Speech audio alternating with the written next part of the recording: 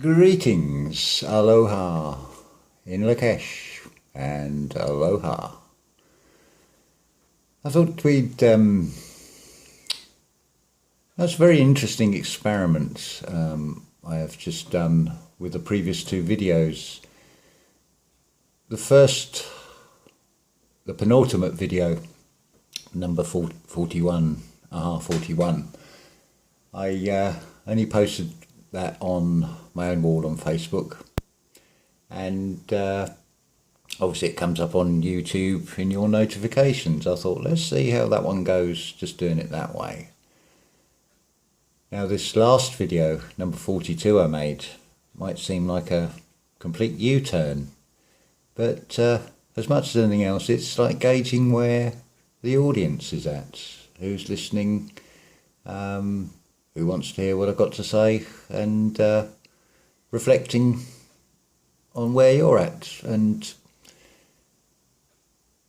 I can gauge how I can take things and steer things, because the whole purpose of this is a video diary, and as much as anything else, I can only take you as far as I have got with this.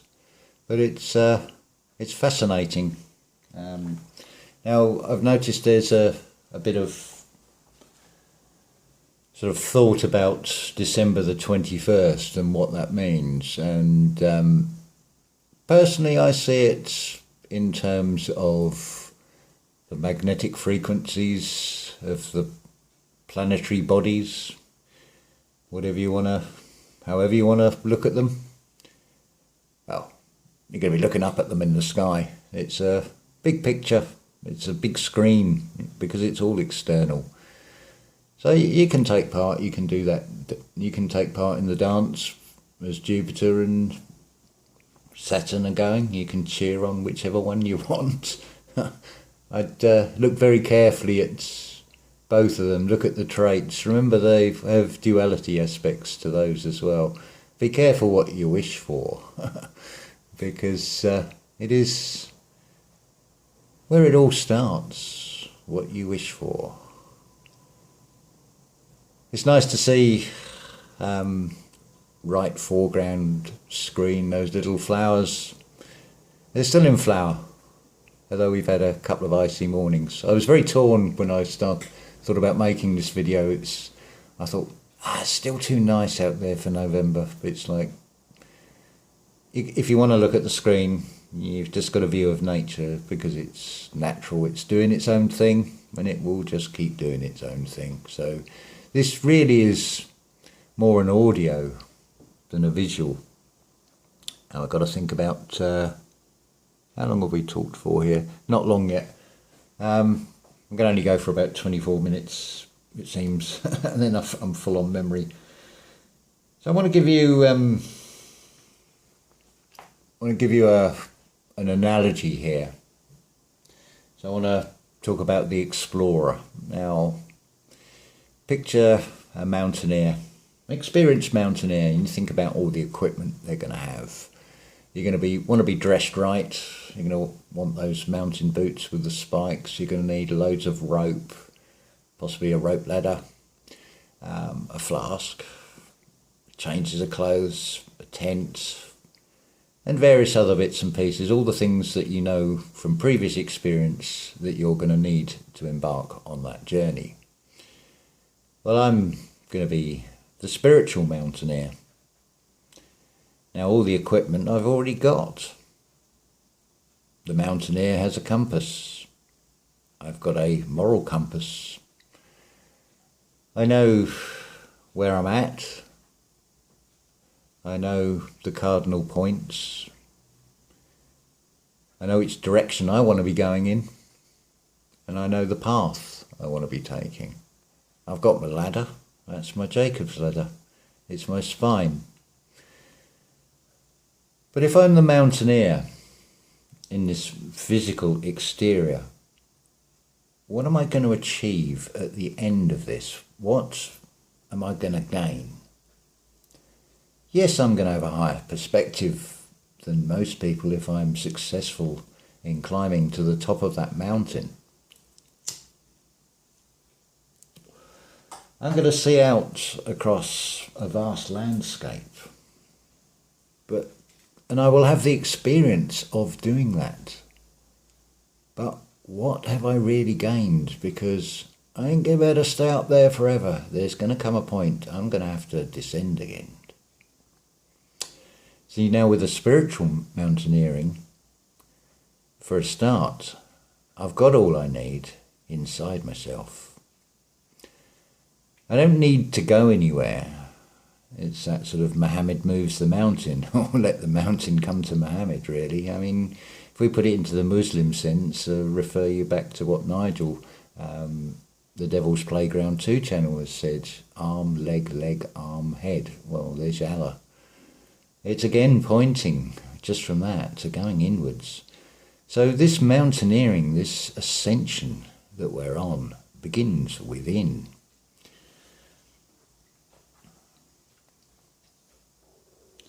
And also thinking of Charlie's wonderful breakdown of Telegraph Road by Dire Straits. Along came a man with a sack on his back, and he put down the load where he thought it was the best and made his home in the wilderness. Well, if I'm the mountaineer, I'm going to have quite a heavy backpack to carry. But on the spiritual path, the only backpack I need to put down is basically my personality and lead the impersonal life, as Joseph Benner has said, featured on Brian Scott's Reality Revolution channel. Well worth putting the effort in. If you want to, I mean, this is a huge mountain that you're going to be climbing. To find that you can be given all the kingdoms. It will all be given unto you. That is the law and the promise. So none of us have physically got to go anywhere. That is all a mirror. That is all external of you. I mean, we think about terms like school. You're schooled, just like tuna fish, you're kept within. They don't actually, like I said before, they don't teach you the one thing about a school of fish, particularly tuna. If they're threatened by a predator, they all come together and create an illusion, basically, of a spinning ball, ironically, and they intimidate the predator by appearing bigger. Because that's what we're doing. We are becoming greater than ourself. Because there is one that is greater than I. And we can all say that when we all find it. The one greater than I is the creator within Golgotha, within inside your skull. This is what your mountaineering, your climb is all about. You are given all the things, all the equipment you need. You have got your Jacob's ladder. It is your spine. It's really a question with this reality and this planet. Well, you're in this, well, we're being children in the sandpit, because we are reshaping the contours of that sand when we are playing. Just like the landscape of Earth, it's been played with well and truly. The evidence is all there to be seen. That's all I need to know about it. It's bigger than I am. If there are and has been these direct energy weapons of mass destruction, what can I do about it? What could I do as a singular human physical being? Because we are being in a human experience. Remember, everything is flipped over and twisted in this reality. But at the same time, because it is duality, you're in a human form, that is your garment. And you are in a state of being. So when I am climbing this mountain to ever rest, I don't go anywhere. It's all happening inside of me.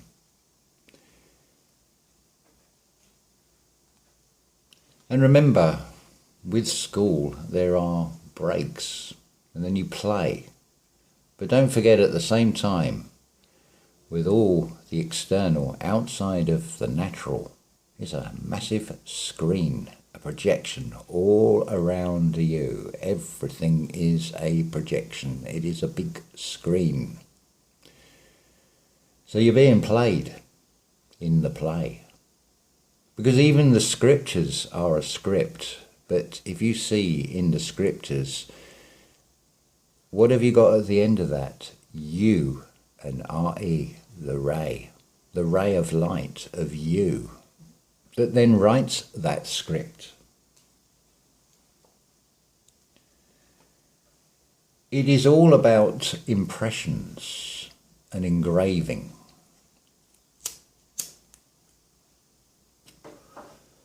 The ideas are impressed upon you, and from those impressions that you take in through the two eyes of that screen will then give root to a seed inside you.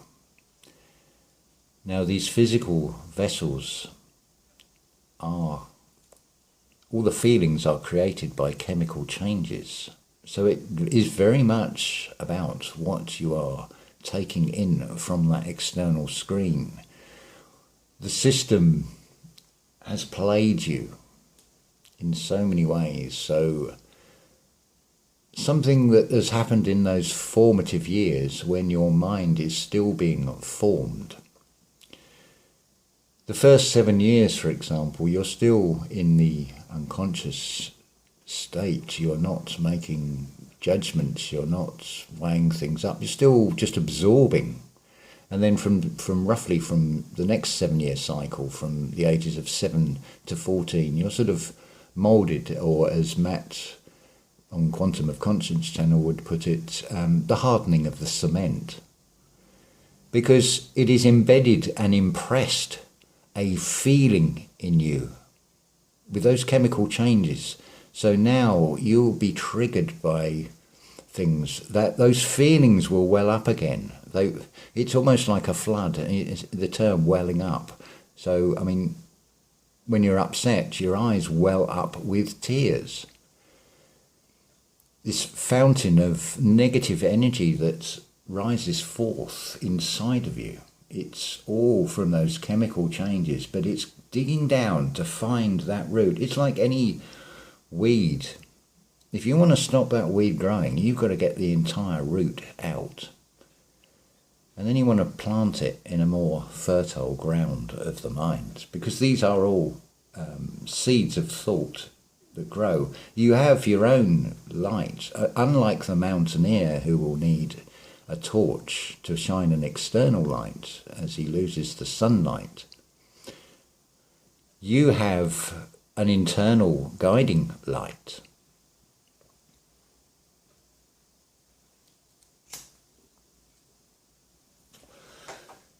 If we think about when we're looking in the external world, how many times have you heard mention of the 7 wonders of the world? Oh, let's reflect upon that. Let's ponder that. But when you're pondering something, don't just see the light that is reflected on the surface. Look deeper. Look to the depths, because it's all...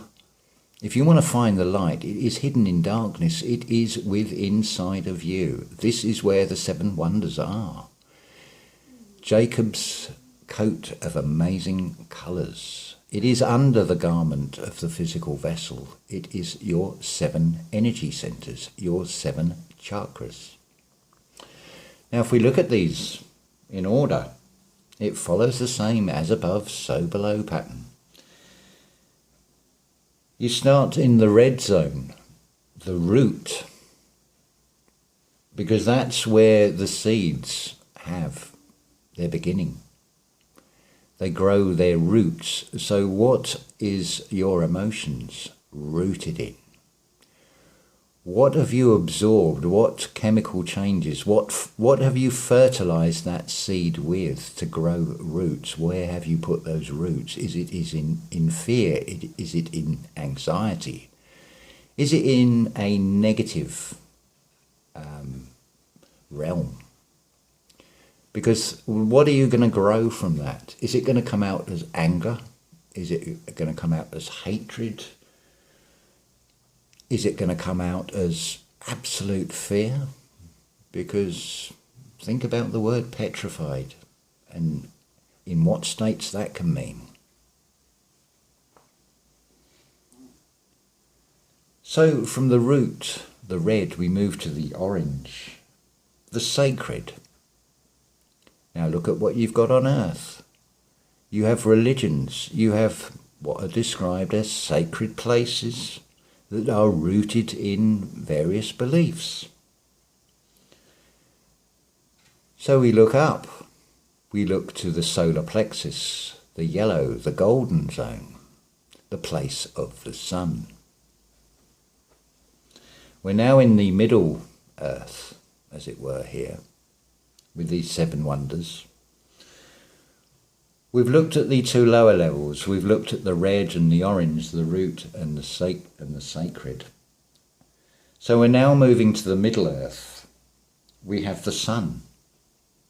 Now we have the green of the earth, which is also the heart, because it is an anagram. Remember, we're in duality here. From that you move to the light blue. You're ascending the light blue, the throat chakra, the sound vibration, the words that you put out. From the seeds of those thoughts and the feelings are expressed in words and then expressed in actions. So we're now starting to move towards the higher realms. And of course, then you come to number 6, the third eye. Or the first eye, which I prefer to call it. I would stick with the alpha, the first, to find the omega, because the alpha is the omega. And it tells you in scripture and many other things, the beginning and the end, the alpha and the omega.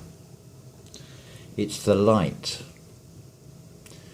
You're now moving to the sort of violet, lilac, the mixture of red and blue, the mixture of the divine masculine and the divine feminine, the red and the blue in colours make purple, the sign or the colour of royalty. This is spiritual royalty. You can then encloak your garment, as it were, within a purple robe. And of course, that leads to the 7th wonder. The 7th wonder of your world, the 7th wonder of the world, the crown chakra, the corona, the highest point in this physical reality, which then in turn becomes a gateway to something. Because remember, it is wheels within wheels, so as above, so below. So within these 7, from these 7 wonders of the world, think about what comes after that, how wonderful that is. And where could you go? Now this is where, if you hand over the control and lead that impersonal life, give it over to one that is greater than I. That is the Creator. That is your own wonderful human imagination. So do, if you wish to, look at the December the 21st as something horrendous, something to be fearful of, or something to embrace. But there's a middle path. You can see it, if there are things are going in cycles of 7, and there are 7 years of hell. Well, this year, 3.5 year midpoint. This is where we're at. We're not out of it yet. We're still in the depths of it. But it's as you want it to be, because everything outside of you is a projection. How you interact with that outside exterior world is entirely up to you. Matt's mentioned it and referred to Ben on Val City Channel about, think of it as the game of life. It is a game. The system is going to try and score points off of you by creating negative feelings, and to grow those negative feelings, that's a bad gardener. it's better if you tend to your own garden. You've only got to oversee. You've only got to be the Adam and Eve in that garden. You just got to just go about and enjoy it. Be in the now. And if there's seeds that are in the wrong place, then rip them up. Because anything that is triggering you means you've got to still do the internal work. I haven't got through it by a long, long way. I'm not speaking from a position of higher than thou, I can assure you. I didn't get it right. But it's an interesting journey that I'm enjoying sharing with you. It's a play, and it's all about using your imagination. It's all about being. So imagine the person, the being, the man that you wish to be, and make it so, number one. Christine on, I'm sorry, I've forgotten your channel name. I'll put the link in the description.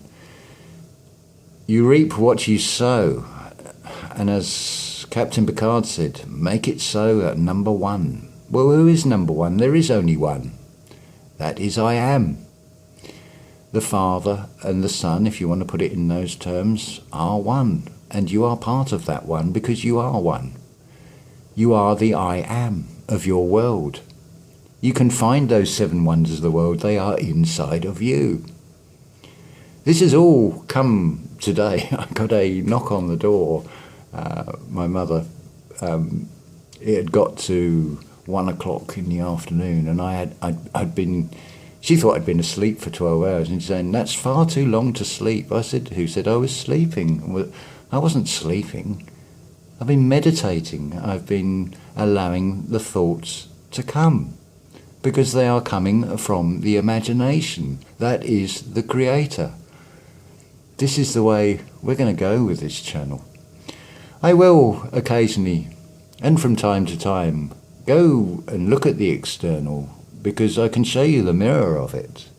And that's what it's all about. It's all about reflecting on things. It's all about finding within inside oneself that you are the universe. There is nothing outside of you. It is all a projection on a screen. It is all a matrix. I know it sounds difficult to comprehend to many of you, but think of it in terms of the Big Bang Theory. When they talk about this explosion, well, that is the creator that is playing every part through every one of us, experiencing everything. We are co-creators. We are God pushed out.